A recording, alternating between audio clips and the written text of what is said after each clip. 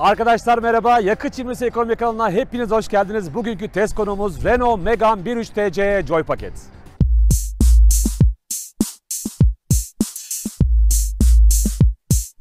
Renault Megane, Renault'un amiral gemisi olan bir araç. 1995 yılında ilk defa Renault 19'un bir üst kademesi olarak piyasaya sunulan araç 1996 yılında üretime başladı ve ülkemizde de 1997 yılında Oyak Renault fabrikasında bantlarda üretilmeye başlandı. O yıllardan bu yıllara kadar 4 farklı kasa modelini tüketicilerin beğenisine sunan Renault Megane, Renault'un belki de şu andaki büyük başarısının en temel sebebi Renault Megane'dır arkadaşlar. Renault'un şirket yapısında çok tutmayan araçları uzun süre piyasada tutan bir yapısı yoktur arkadaşlar ve Renault Megane, Renault Clio gibi oldukça uzun süre 95 yılından bu yana kadar neredeyse 28 yıldır aralıksız üretilen bir model. Yaklaşık 4 farklı kasa çeşidini bugüne kadar tüketicilerin beğenisine sundu ve şu anda da 4. kasanın makyajlı haliyle karşımızda. Aracımız 1300 motor, 4 silindirli, turbo beslemeli bir motoru var. Üzerinde 7 ileri EDC ismi verilen çift kavramlı bir şanzıman var. Yaklaşık 140 beygir gücünde bu motorumuz ve 240 Nm'de tork üretiyor. Bunu da 1600 devirde sizlere sunuyor. Aracımızın boş ağırlığı 1380 kg. Tabii şoförü çıkarırsanız 1320 kg civarında bir ağırlığı olacaktır. Renault Megane ilk olarak 96 yılında piyasaya sürüldü ve 1999 yılına kadar da bir kasa olarak üretime devam etti. 99 yılıyla 2002 arasında da ufak bir makyaj geçirdi. 2002 yılında Renault Megane aracımız yeni bir kasa, 2 nolu kasasını üretime sundu ve 2006 yılına kadar da bu kasa üretimde kaldı. 2006 ile 2008 arasında da bu modelin makyajlı bir modeli yine insanların beğenisine sunuldu. 2008 yılında 3. kasa raflardaki yerini aldı. Daha doğrusu showroomlardaki yerini aldı. Kusura bakmayın.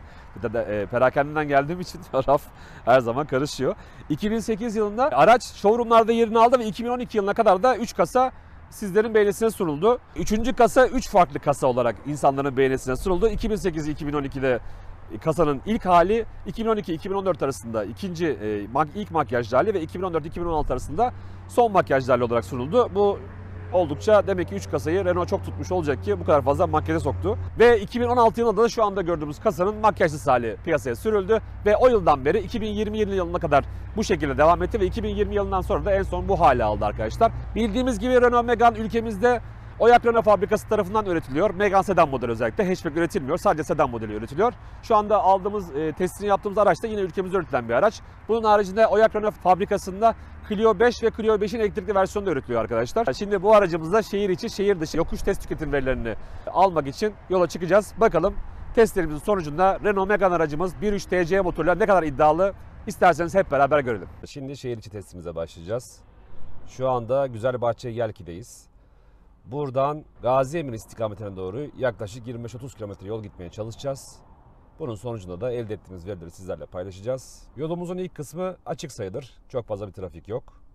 Şu anda dışarıdaki hava sıcaklığı 16 derece. Yol boyunca klimayı kullanacağım. Genelde ayak ısıtma şeklinde. Hafiften ayak kısmında bir soğukluk var. Hız sabitleyici kullanmayacağız. Start stopumuz devrede olacak. Bir de aracın Eco modu var. Hemen vitesin yan tarafında. Bu Eco modunda kullanacağız aracımızı. Bakalım bu kullanım şeklimizin sonucunda şehir içi testimizin sonuçları ne olacak? Şimdi isterseniz yol bilgisayarımızı sıfırlayalım.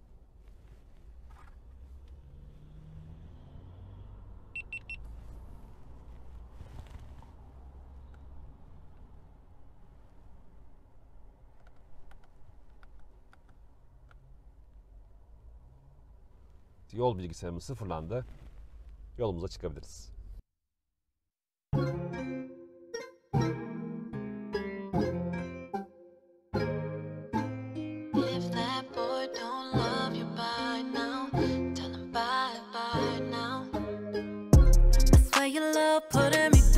Arkadaşlar biraz motordan bahsedeyim sizlere. Aracımız 1332 cc. Yani katalogda öyle geçiyor. 4 silindirli. 140 beygir güç üretiyor. Maksimum torku 240 Nm. Bunu da 1600 devirden itibaren sizlere sunmaya başlıyor arkadaşlar. Üzerinde 7 ileri oranlı EDC çift kavramlı bir şanzıman var. DSG kadar hızlı olmasa da yine de çok büyük bir sıkıntı. Geçişlerde bir sarsıntı sizlere yaşatmıyor arkadaşlar. Dün akşam aracı ilk aldığım zaman öyle kayıt dışı bir ufak bir test yaptım. Yakıt tüketim verileri gerçekten çok şaşırtıcıydı. Yani hiç beklemediğim kadar düşük çıkıyor yakıt tüketim verileri. Bakalım şimdi testimizde ne olacak? Merakla bekliyorum.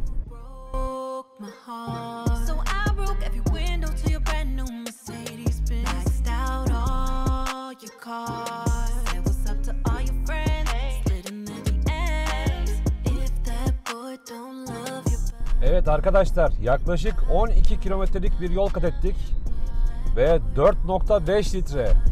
Gerçekten korkunç bir rakam. Yani henüz daha çok yoğun bir şehir trafiğine girmedik. Yolumuzun başındayız ama başlangıç olarak yani gerçekten mükemmel. Bakalım testin sonunda ne olacak?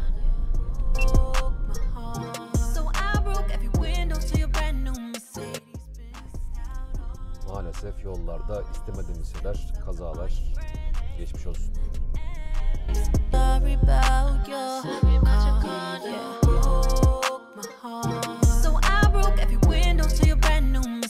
Bazı arkadaşlar eleştirilerde bulunuyor. Ya işte şehir içi diyorsun ama yani çevre yollarını kullanıyorsun, kısa yolları kullanıyorsun. O şehir dışı gibi oluyor. Arkadaşlar tam şehir dışı gibi olmuyor. Sonuçta şehir içi test tüketim dediğiniz şey aslında bir karma tüketimdir. Yani bunun kısa yolu da var, uzun yolu da var. Trafiği yoğun olan yeri de var. Yani İstanbul gibi metropolde yaşıyorsanız çok fazla belki şansınız yoktur ama İzmir gibi bir yerde yaşıyorsanız arada sağa sola kaçma şansınız olabiliyor. Biz de bulduğumuz kısa yolları mutlaka değerlendiriyoruz. Herkesin yaptığı gibi. Evet, şu anda 18 kilometre oldu arkadaşlar. Yol bilgisayarımızda 5 litre. Şu anda 5 litrelik bir yakıt tüketim ortalaması veriyor. Bence yine de hiç fena bir rakam değil. Şehir içi için özellikle çok iyi bir rakam.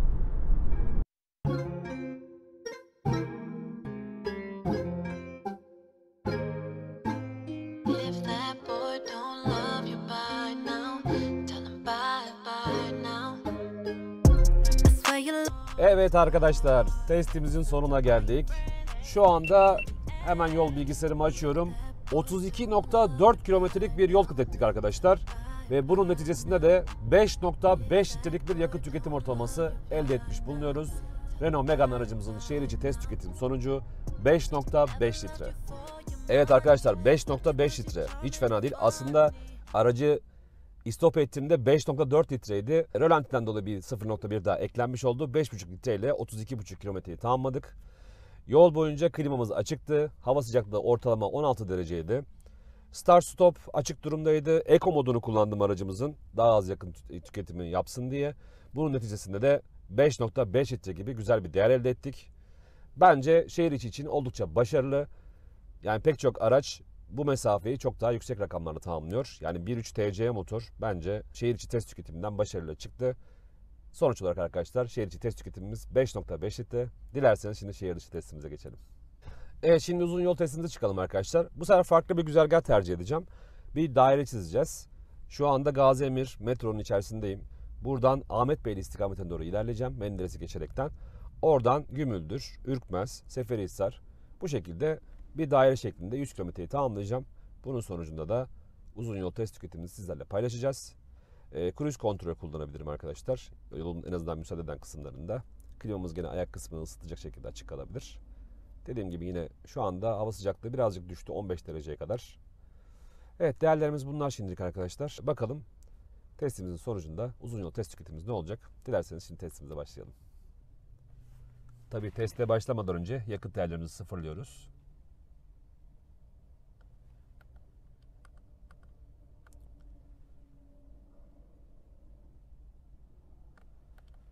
Evet, şu anda yakıt değerlerini sıfırladık. Yolumuza çıkabiliriz.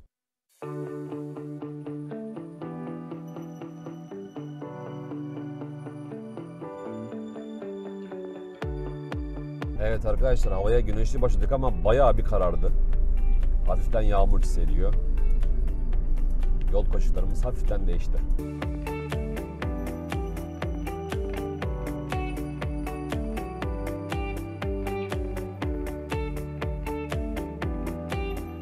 Arkadaşlar biraz Oyak Renault'dan bahsedeyim sizlere. Kısaca bir bilgi vereyim. Oyak Renault fabrikası biliyorsunuz ülkemizin ihracat şampiyonu fabrikalarından bir tanesi. Tıpkı Tofaş gibi, Hyundai Aslan gibi. 1969 yılında Bursa'da kuruldu. %49'u Oyak grubuna, %51'i de Renault grubuna aittir. Yıllık üretim kapasitesi yaklaşık 390 bin araç. Ama sadece araç üretmekle kalmıyor, motor da üretiyor. Onun da mesela yıllık 920 bin gibi bir motor üretim kapasitesi var. Motor haricinde şase üretiyor. Ön aksam üretiyor arkadaşlar. Baktığınızda komple bir fabrika ve buradan 60 ülkeye ihracat yapıyor. Renault'un Avrupa'daki üretim üslerinin haricinde dünyadaki en büyük üretim üstlerinden bir tanesi. Belki de en büyüğü. Avrupa hariç en büyüklerinden bir tanesi arkadaşlar. Fabrikamız 1971 yılında banttan ilk aracını indirmiş. İlk araç Renault 12.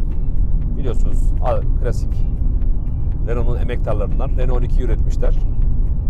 Şu anda fabrikada Clio 5, Clio 5'in elektrikli versiyonu ve Megane sedan, şu anda kullandığımız Megane sedan araç bu fabrikada üretiliyor arkadaşlar. Fabrikanın konumu Bursa'da. Bursa'nın kuzeyinde Balat Organize Sanayi Bölgesi'nde bulunuyor. Burada geçmişten günümüze Renault 9, Renault 12, Renault 19, Renault 11, Renault 21, Megane, Clio, Fluence, Sembol bu fabrikada üretilmiş.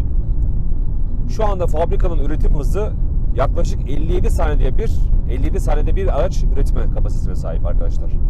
Yani gerçekten de hem ihracat şampiyonu olması hem ülkemize katma değer kazandırması bakımından yani ülkemizin en büyük kuruluşlarından bir tanesi Oyak Renault.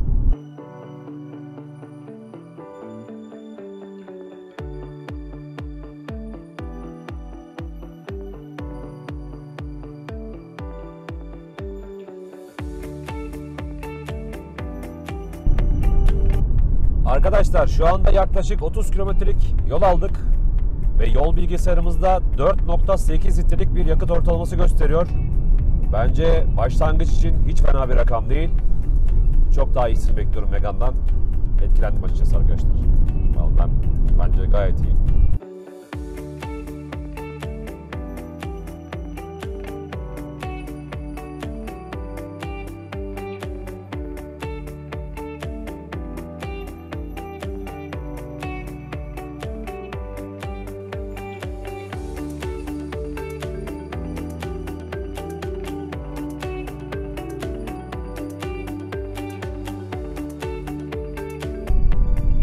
Evet arkadaşlar şu anda Gümüldür'deyiz.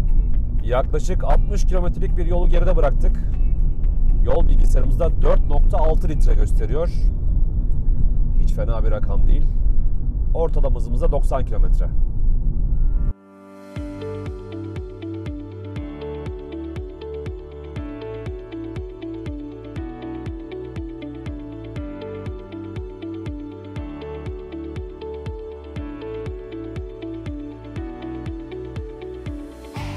Evet arkadaşlar yaklaşık 85 kilometre geride kaldı. Yol bilgisayarında 4.7 litrelik bir yakıt tüketim ortalamamız var.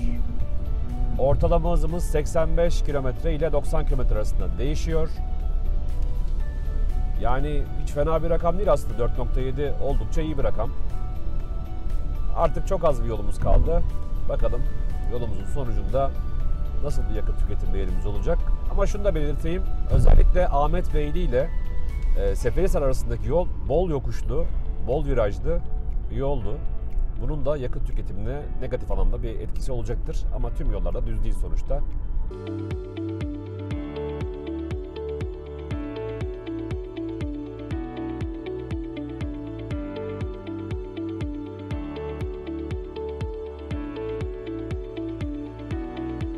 Evet arkadaşlar an itibariyle 100 kilometreyi tamamladık. Şimdi kenara çekiyorum. 4.8 litre. Arkadaşlar 100 kilometrenin sonucunda aracımızın yakıt tüketim ortalaması 4.8 litre. Evet arkadaşlar 4.8 litre. 4.8 litre uzun bir yol için hiç fena bir rakam değil bence. Baktığınız zaman 100 kilometrelik yolumuz tam düz bir yol değildi. Özellikle Ahmetbeyli ile Seferihisar arasında son derece virajlı, yokuşlu bir yol vardı. Ama buna rağmen 4.8 litre yakalaması bence Megane'ın oldukça başarılı olduğunu gösterir. Ortalama 17 derece civarında bir hava sıcaklığı vardı. Yol boyunca hız sabitleyiciyi kullandım. 85 ila 90 km arasında çok fazla agresif kullanmadım. Zaten yolu da buna çok müsaade etmiyordu. Çok virajlı olmasının sebebiyle. Bunun neticesinde de uzun yol test tüketimimizin sonucunda da 4.8 litre gibi bir değer elde ettik. Klimamız açıktı. Ayakları ısıtma şeklinde. Onu kullandım. Bunun haricinde Eco modunu kullanmadım. Normal modda gittim uzun yol boyunca. Yani toparlayacak olursak uzun yol test tüketimimizin sonucu 4.8 litre. Evet arkadaşlar şimdi de yokuş tüketim testi için yola çıktık. Balçova-Agaro'nun civarından testimize başlayacağız. Önce yakıt değerlerimi sıfırlıyorum. Yaklaşık 4 kilometrelik bir yokuşumuz var. Bakalım bu yokuşun sonucunda aracımız ortalama ne kadarlık bir test tüketimine imza atacak?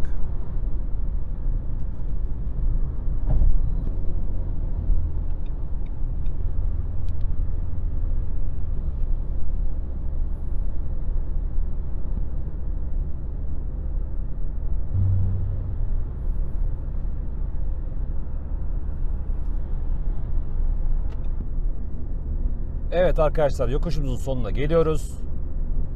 Hemen kenara çekiyorum. Evet, 4 kilometrelik bir yokuşumuzun sonucunda aracımızın test tüketimi 8.4 litre arkadaşlar. Aracımız 5 kilometrelik bir yokuşu 8.4 litre yakıt ortalamasıyla tamamlamış oldu. Evet arkadaşlar, bu son derece değişken İzmir havasında bir testimizin daha sonuna geldik. Renault Megane 1.3 TC Joy paket aracımızın test tüketim verilerini videomuzda detaylı bir şekilde inceleyebilirsiniz. Videomuzu beğendiyseniz beğen butonuna tıklamayı, kanalımızı beğendiyseniz abone olmayı, videolardan haberdar olmak için de bildirim zilini açmayı unutmayın. Gelişmekte olan bir kanalımız ve sizlerin desteğine gerçekten çok ihtiyacımız var. Bir sonraki testimizde görüşmek dileğiyle, hoşça kalın.